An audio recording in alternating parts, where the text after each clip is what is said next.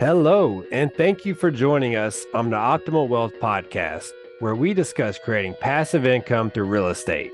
Our mission is to help educate investors on how to grow wealth and invest passively.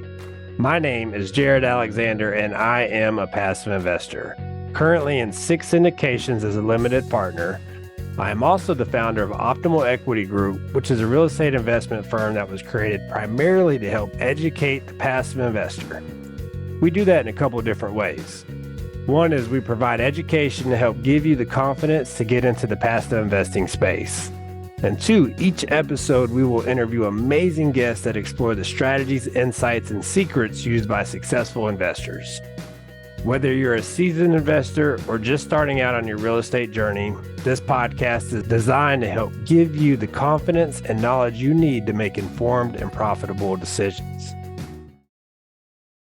Welcome to another episode of the Optimal Wealth Podcast. I am your host, Jarod Alexander, and today I'm super excited to have our guest on, Angela Durham. Angela, welcome to the show. Thanks, Jarod. Glad to be here. Yeah, we're glad to have you. And Angela is a dynamic professional driven by her passion for sales and aggressive growth. Over 20 years, she's transitioned from an office manager to the world of sales, and a move that proved transformative in shaping her life. Her journey has been marked by consistent success, earning and recognition as a top producer, both as an individual contributor and a highly effective sales leader. So she's dedicated over a decade to supporting business owners. She has become a trusted advisor in sales and marketing strategies, contributing significantly to the growth of countless enterprises. And in the past 8 years, Angela has focused on assisting high net worth investors in diversifying their portfolio through alternative investments. She has successfully raised capital for commercial real estate, business expansion, oil and gas, consistently delivering above market returns for investors. She is well versed in various segments, including residential, commercial, and industrial real estate, franchises, and SaaS. Her extensive experience includes 8 years in acquisitions spanning across residential and commercial real estate, as well as the retail sector. She proudly offers highly exclusive value-add marina investments as the Director of Investor Relations for Haven Marinas. So a lot to unpack there, Angela, and super excited to dive into your background and where you're at today as far as, the investor relations for the marinas.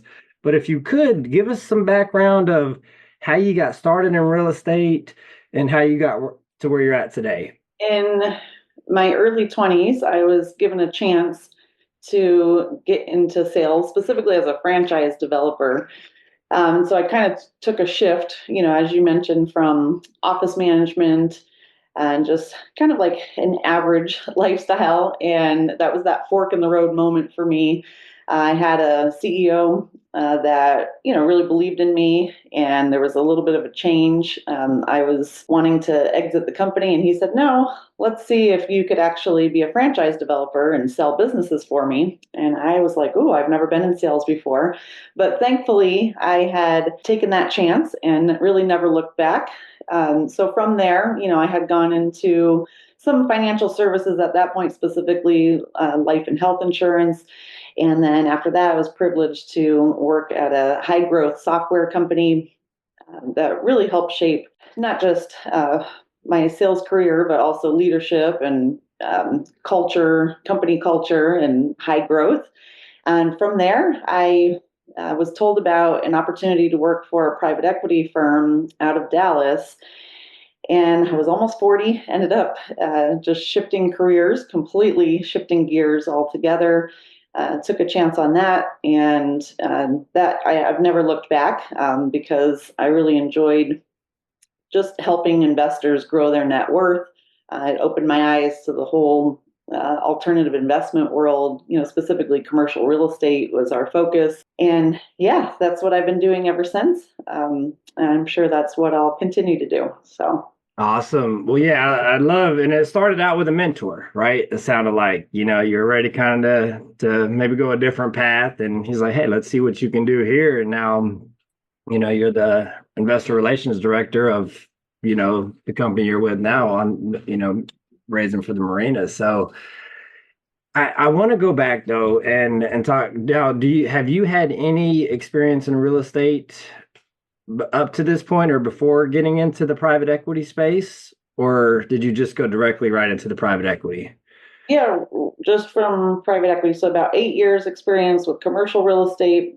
During that stint, I also had residential real estate experience for a little over 3 years in acquisitions. Well, so when you talk about that, were you buying single families personally, or were you working for a company buying residential? Uh, yeah, I represented a real estate company that bought and fix and flipped homes, wholesaling, that kind of thing. Gotcha. Okay, cool. So you transition into again doing the marinas. I definitely want to unpack that because on this podcast we've talked a lot about what you have experience with the oil and gas, of course, the commercial multifamily real estate, single family homes, which I think that's where a lot of us get started at in that space. I know that's definitely my experience. Yeah, kind of starting a single family and you're like, how, once you kind of do a house or a couple of houses or so, it's like, how do I scale this to the, number I want to be at? It's very difficult after you start doing a few. And then you start looking at multifamily and it's like, hey, this is a much scalable way of investing here and creating some passive income. But then we dive into the private equity space, right? The alternative investments. So again, oil and gas, we've talked about debt funds, but we haven't had anybody on the guest that have talked about investing in marinas, right? It's definitely a unique niche. And I would love to just dive into that space. If you can kind of just give us the high level overview, and then we can kind of dive into some questions from there. Yeah, sure. So, yeah, we're really excited about this highly exclusive asset class, mostly because it hasn't been available to retail investors up until a few years ago when we started down this path. Mostly it's been for institutional dollars or just people that, buy their own or build their own marina and operate it themselves. And so I'm not surprised that you haven't heard about it. We get that reaction a lot. We've had an overwhelming amount of interest of investors that are, seeing the similarities of multifamily from maybe 15 to 20 years ago, kind of going into self-storage after that, and then, senior housing, mobile home parks. And what's been true in all of those segments is the first layer of consolidation or value add to those properties has really paid off with above average profit potential. And so, most of the marinas in the country, which there's over 10,000, about 90% of the non-municipal owned marinas are owned by mom and pop operators. And oftentimes they'll run it as a lifestyle business. They may still have a cash component to it and, a lot of personal expenses. And what we're able to do is get in there and acquire these anywhere between a 9 and a 12 entry cap rate, which again, think multifamily from about 15 plus years ago, and then immediately go in and raise rents and bring them up to market standard. But also, the reason why this is an attractive asset class is these types of properties are not just where somebody would store a boat. They're more resort type, so they come with about 6 to 8 revenue streams. Those ancillary revenue streams kind of supplement the overall bottom line for the businesses, in addition to the long-term rents, which of course would be from the wet slip rents. And then oftentimes they'll have an RV campground component as well. So think restaurants and bars, short-term rentals with jet skis and pontoon boats for people that don't have their own boats. Sometimes there's lodging like campsites and cabins, and also houseboats that generally generate about 300 plus a night, kind of like a hotel. And then there's also parts and maintenance, just a lot of different ways that we can add to the bottom line in addition to the longer term leases. The other thing that we're solving for is most of these marinas are 100% occupied. And they also have long waiting lists. So we get countless calls from people that are trying to buy a boat, or even boat dealers that have lost sales to boats because people just simply cannot find a wet slip right now. There's only so many lakes, right? And so we're going in, and where the mom and pop operators may not be excited to expand their properties and maybe they're looking towards retirement, we show them a way to exit, and we would take over that expansion effort, and then our investors participate in the upside. Nice. So high demand, right? Because I mean, you got a waiting list from day one. So I would assume we're cash flowing from day one as soon as you take over, right? The asset as soon as we close on the property there.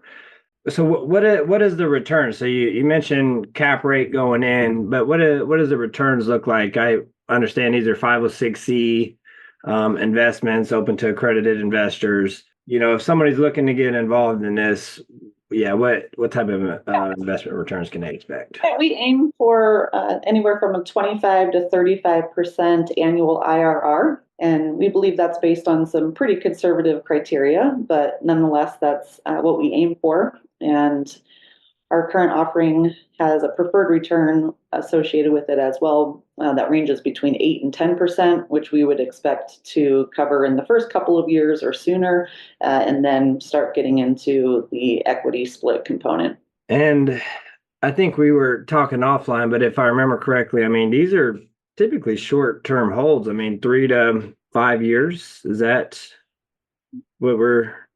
Yeah, I would say investors could expect to have capital held up for up to 5 years. Up to five And years. in some cases sooner. We've had a lot of interest already with exit plans maybe being more accelerated, but yeah, 3 to 5 years, I'd say.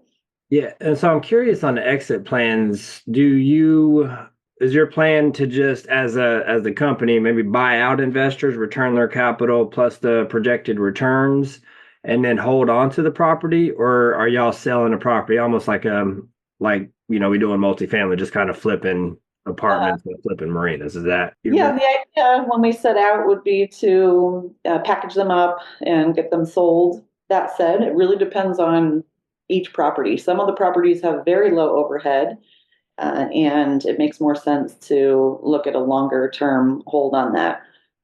So yeah, we expect a variety of options. Yeah, yeah, no. And the reason I asked is because I work with different operators, and sometimes it just makes sense. And honestly, as an investor, if I can get my capital returned in 5 years, say, right, and then just still have my equity and just get cash flow on the deal and then place that capital in another investment, like that's a win for me, right? And so I think it's important too to ask these questions when you are vetting operators, whether it's marinas, self-storage, multifamily, is what's the exit plan and what are the different options, whenever it depends on the market, but what are the different exit strategies, right?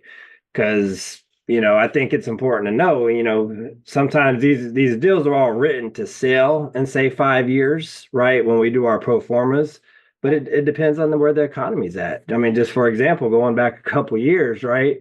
Those deals were projected to sell in year 21 or 22. That can got kicked down the road a little bit, and they had to hold these properties, and with the rise of interest rates. So I thanks for walking us through that, Angela, because yeah, I think it's a very attractive investment. I mean, and some of these I understand. I mean, you can get 3, 4, 5 plus X, equity multiple, right, on your investment. Yeah, yeah, we aim for a 3x, especially if it's over, around a 5 year. Some of our performance models based on the property could exceed that. And yeah, we've developed some partnerships along the way. Some are more of the buy and hold type interest, with still a way for our investors to have a particular exit right around the 5th year or so, or even have the option to stay in. And other partnerships, may be more of a 3-year turnaround time that may be projected. So we really take it property by property. Everyone, of course, would have to meet the acquisition criteria before we would look to acquire it and enter it into the portfolio. And then as far as the people that are buying these, that would be a private equity firm, an institutional buyer, or a hedge fund in most cases. Yeah, yeah, that makes sense. And then are your distributions typically, are they paid out like quarterly, monthly, quarterly? Yeah. Yeah. After we acquire an asset, our goal is to start the distributions 1 to 2 quarters afterwards, and that would be quarterly, as well as all the reporting in our investor portal, so investors can take a look at what's happened over the quarter, view the full financials. All right. Well, yeah. Again, thanks for walking us through that. I think it's definitely a very interesting investment class, and I highly encourage y'all, if anybody's looking to dive into that space, is definitely contact Angela, and we'll have her her contact information when we get to the end of the show. I want to go ahead and transition into what I like to call the fire round.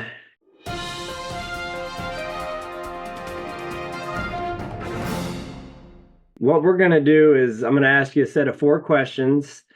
And, and the first one being, if you could recommend a book for investors just getting started out in this space, on real estate, and then another book, because we know mindset plays a big part of what we're doing, right? And, it's just that consistency. So what's a good book on real estate you'd recommend for somebody just getting started out, and then another book on cultivating a positive mindset? Sure. Well, I don't know that my answers will be traditional. One of them may just be kind of overplayed, not specific to real estate, but I just think, more about investing as a whole. And so I'm going to say Think and Grow Rich by Napoleon Hill for the first question. And I say that for a few reasons. I've been privileged to work with investors that, already were accredited by the time that I got to know them, which is great to see their, net worth grow and their diversification in their portfolio improve. But what's even more rewarding is, because I've been doing this so long, I've seen a lot of investors just starting to get some education, attending events, not being accredited yet, maybe not even having their first investment outside of the stock market or a 401k account. And next thing you know, because they put that effort in, they became accredited. They've, doubled, tripled their net worth, and then they were qualified for private placement and just kind of kept going up and to the right. And so, because of that, I really think that this particular book can help aspiring and new investors. It talks about many sound principles. My top 3 favorites are decisiveness, persistence, and overcoming fear. So with the decisiveness, it really talks about how successful people reach decisions quickly and change them slowly, if at all. And that way they don't get sidetracked from the plan. And I think, in my time working with investors, sometimes, if you don't make that decision fast enough, you might miss out on a particular deal or a period of time that could have helped you get to that next level. So decisiveness is key. Obviously, do due diligence. Don't jump in until you have all of the information. But at some point, be comfortable with making your own decision after you've gathered all that info. With persistence, investors need to be persistent in executing their investment strategy. They can't postpone or give up the plan just because life is happening and their work demands, or even their own feelings at that time. So staying the course and knowing that you'll win some and lose some can take an investor far. And then with overcoming fear, it talks about 3 enemies or negative influences: indecision, doubt, and fear. That book's always kind of stood out to me. Again, not specific to real estate, but I think helpful for people that are maybe trying to get out of the typical traditional mindset that they were brought up, and be able to really hedge against inflation and leave a legacy to their family. Yeah. Great answer. Go ahead. Yeah, and I just wanted real quick before you go into the next is thank you for going through that. I mean, a lot of people just recommend a book. And yeah, thanks for kind of giving the cliff notes about the book. And I mean, you touched on fear and doubt, right? Like, I think those are one of the biggest motivating or the biggest drivers that hold us back and keep us from pursuing our goals, our dreams, and yeah, just making that decision to get started. And once you get started, you build that momentum, and then you're off and going. So anyways, thank you for walking us through that, Angela. Yeah. Also, for a mindset book, probably not a traditional answer, but as I was thinking about this, I have to say this answer. I'm going to say my favorite is the Bible. And so, it's the guidebook to life. It includes so much about mindset. Obviously, Proverbs, there's a ton of wisdom in there. But one of my favorite verses in scripture is, "Be ye transformed by the renewing of your mind." And I think it's just so true. So, obviously, there's a ton of great books out there. I've read several in my stint, with that software company that I mentioned that, really brought great company culture. And so there's a long list of them. But if I'm going to have to pick a favorite, I'm going to go with the Bible. So. Yeah. Love that answer. Love that answer. A lot of great teachings and yeah, definitely changing mindset for sure. So yeah, again, unique but great answers because yeah, we don't typically get those. But maybe Think and Grow Rich has been one, of a few, but yeah, thanks for suggesting those. And so too, kind of this as a segue into the next question. So based on okay, cultivating a positive mindset, what is a specific goal or dream that holds special significance to you? Yeah. Mine has been moving to an island. And I want to say around a decade ago, when I was working for that great culture technology company, they actually had a dream manager on site, Mm. and they paid him, a six-figure salary to help all of the hundreds of employees dream on their own. And if that meant, kind of getting out of the company and launching their own business or whatever the case, they encouraged that. And so I always appreciated that. Going through that dream exercise, we had a chance afterwards to actually write on a wall what our dream would be and in what timeline we wanted to do that. And I recall going through that process, and moving to an island was something that I wrote proudly on that um, wall. And, I was born on Lake Erie.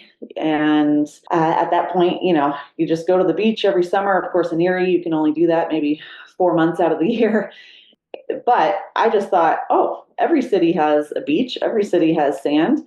Of course, as I moved around the country a few times, I realized that wasn't the case. I'm in landlocked Arizona, although Arizona has more shoreline than California, if you didn't know that. But it's just the way that I feel when I'm at the ocean with my sand in the feet, or my feet in the sand, and hearing the waves and feeling the breeze. It really makes me the best version of myself. And so my goal is to relocate all of my adult children, which means I would need to earn enough to make that happen and kind of tempt them to come with me. So it's a significant goal of mine, something that, we're revisiting now as I'm expecting my first grandchild, and kind of planting those seeds with my kids so we can all congregate together and, just enjoy the water. So that's my answer.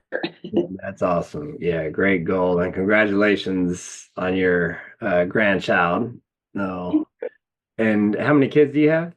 I have three Three. daughters. Three daughters, all girls. Cool. Yep. 28, 24, and 19 on Friday. So, Okay. Awesome. And are you seems like you're on the path to achieving that goal? oh, yes.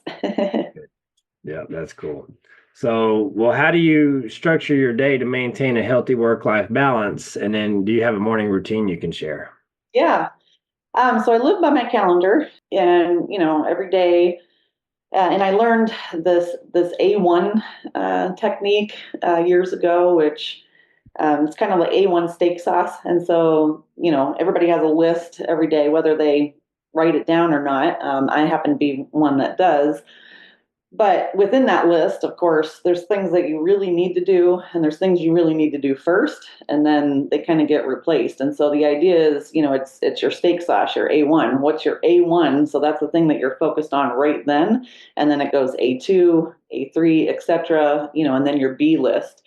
So that's something that's really helped me, prioritize what's most important, money making activities, and then also still getting everything else done, and being okay to push some of the things out if, the day kind of got a little away from you, or if other things had popped up and kind of went into that A1 spot.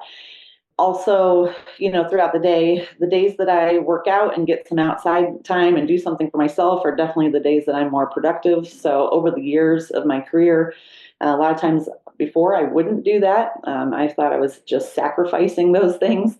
But when I realized that doing that helped me be more effective at the time that I, was fully focused, I've added more of that in to my day. And then being okay to say no, which also was a challenge for me for a while. So I'm happy to say that helps me now instead of just saying yes all the time. And then as far as a morning routine, my husband's normally up by 4 in the morning, so I'm typically up before the sun rises. A lot of days I try to skip phone time and go right outside and enjoy that. And having a couple of lab dogs, they're also part of my morning routine as well as prayer. Awesome. I think, one of the biggest things I struggle with is adhering to the calendar, time blocking, and getting caught up or, in the weeds with all the stuff that's really not driving me towards that goal, right? That one thing that's going to drive me to creating value or the money making item on the list. So yeah, I like your answer there with the A1. It's kind of like the book, The One Thing, right? What's that one thing that's gonna, get you closer to your goal, and just focus on that. Everything else will fall into place and get done as needed, but the one thing, is gonna move you forward there. So yeah, it's and saying and saying no, that's a big one, right? Doing, coaching T-ball, doing all that, which is fun, right? I enjoy it and I'm glad I'm doing all this stuff, but you start throwing all these extra things on your plate and it's a juggling act sometimes. Yeah. Yeah. So all right, well, last question. Getting a little deep here. If you could be remembered for one thing, what would that be? Yeah, I'll be honest and, kind of share this. I think one of the reasons why I've gotten to this point in my life is I had some struggles early on. I was always bound for really great things, graduated top of my class, genius level IQ when I was a kid. And I was pregnant at 16, had a daughter at 17, started down the college path, didn't finish that, of course, put her first, but kind of had a little bit of a, rockier start. And I think, that coupled with some other bad decisions that I had made in my early years, I think a lot of people, have just seen the people that knew me during those times. I had even been homeless at one point, and some other struggles, but just kind of going on the other side of that. And I think really it just comes down to growth mindset, persistence, believing that you can achieve more, and actually taking the steps to do it. And I've embodied that in any coaching sessions that I've done. I used to coach thousands of small business owners before, and now of course investors, and even my kids and their friends. And I think it's just you can make that choice and make a better life for yourself, even if you have kind of made some mistakes or had some hiccups early on. And just getting on the other side of that. So I think, just growth mindset and believing that you can achieve more and inspiring others to do that is the way that I'm kind of remembered. At least people tell me that. Thank you for sharing that. And I just a line came up says, "Don't never let your past define you," right? And I think every struggle we go through, and I've definitely had mine as well, is that's what makes us stronger, right? And it's what, from my experience, it's what has put me in a position to really help other people go through those struggles and say, hey, you can go through this and you can come out of this, and we're examples of that, right? I mean, Yeah. Angela, from being homeless to now you're the, director of investor relations at your company here, and on the way to moving all your kids to an island. I mean, that speaks volumes of you, just the persistence and I love the spirituality aspect of it too, because it's so easy, at least for me, to get caught up in the materialism of this world, right? You just, which is nice, don't get me wrong. I mean, there's a lot of great benefits that can come out of this, but just kind of staying grounded, I think, and just, I just say that we don't regret the past nor shut the door on it, right? And it's just be remembering where we came from and to where we're at now and how we can help others, and just having God working through our lives is what I've heard out of what you shared there. So thank you for that. Yeah. Yeah, Yeah. thank you. And before we get to the end here, where I'm gonna definitely have you tell listeners of where they can connect with you. But one thing I forgot to ask you actually before we moved into the fire round was, we just kind of had something big happen in the market where the Fed dropped federal rates by 50 basis points, right? So I'm curious on, what is your outlook on the market? What did you project? I mean, obviously we don't have the crystal ball in front of us, but in the next maybe 18 months or 12, 18 months to 24 months, where do you see, the economy? I think, yeah, 50 basis points. I don't know that that was quite expected, but that was great. And so I think that has a lot of people talking, on both sides, really, meaning, in our case, operators and then just investors and, anybody that's wanting to get into real estate or even buy their own house. So I would expect and hope that to continue. I think the American people are, needing that and wanting that, and having housing be a little bit more achievable for them so that the economy can continue to grow. Of course, with it being an election year, we'll kind of see how that can go. But yeah, I definitely am optimistic about that. I'm glad that you had brought up interest rates, because one of the things I wanted to mention about marinas, not to pop back to that, but that's also what our investors have really liked, is a lot of times we're able to keep existing debt in place or even have seller finance options that are well below the current interest rates, and so that really helps with these types of investments. Not on all of them, but on really the majority that we've acquired so far. So that helps with of course, paying out distributions and covering debt service and things of that nature. Yeah, absolutely. Well, and real quick, just to touch on that, I mean, as an investor, whether you're just getting started out in this space or a seasoned investor, definitely pay attention to the debt, and whatever asset you're investing in, whether it's the marinas, multifamily, self storage, is that's one thing definitely I learned when I first got into this space is, especially with the interest rate hike, right? Debt can play a huge part into, how these deals operate. So Yeah. thanks for bringing that up, Angela. And I there's a lot of talk about the Fed. There's a really high chance they're going to drop another 50 basis points by the end of the year.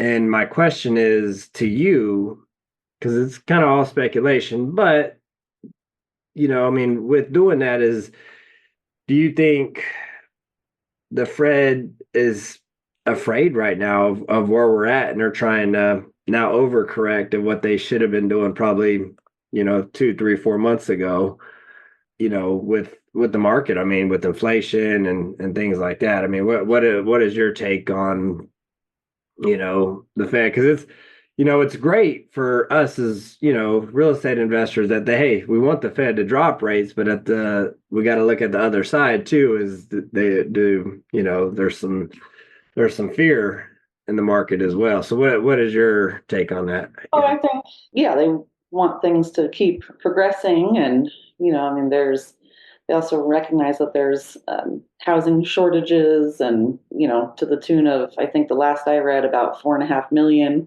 in our country alone. And so, that it would be a benefit to kind of keep that moving along. And I also think, there's as evidenced by, rents out there and housing pricing staying strong, I guess we won't really know until those things shift in either direction. But, there was a point for a while I thought those things would have maybe come down by now. And yet through all this period of time, they haven't in most markets. And so I think that's kind of the true test, pull up Zillow, see what these houses were going for before and now, what rent prices are. And that still stayed pretty strong in most markets. Yeah, yeah, definitely. I agree. Well, cool, Angela. Well, I really enjoyed having you on today, and thanks for again walking us through your asset class in the marina space. And if anybody's interested in connecting with Angela, could you tell us the best way to get a hold of you? Oh, sure. Yeah. You can email me directly at angela@nhmarinas.com. Our website is newhavenmarinas.com. And if you fill out the form, you can put that you were referred by Optimal Wealth Podcast and Jarod, and I'll get to chat with you that way as well. And you could find me on LinkedIn, Angela Durham. Also, my direct phone number is 972-460-0513. Awesome. Thanks, Angela. Well, I enjoyed it. Likewise, thank you very much for having me. Thank you for listening to the Optimal Wealth Podcast. If you enjoyed this episode, please be sure to rate, review, subscribe, and pay it forward by sharing with a friend. Most importantly, be sure to optimize your results and take massive action on what you have learned here today. For more, visit optimalequitygroup.com.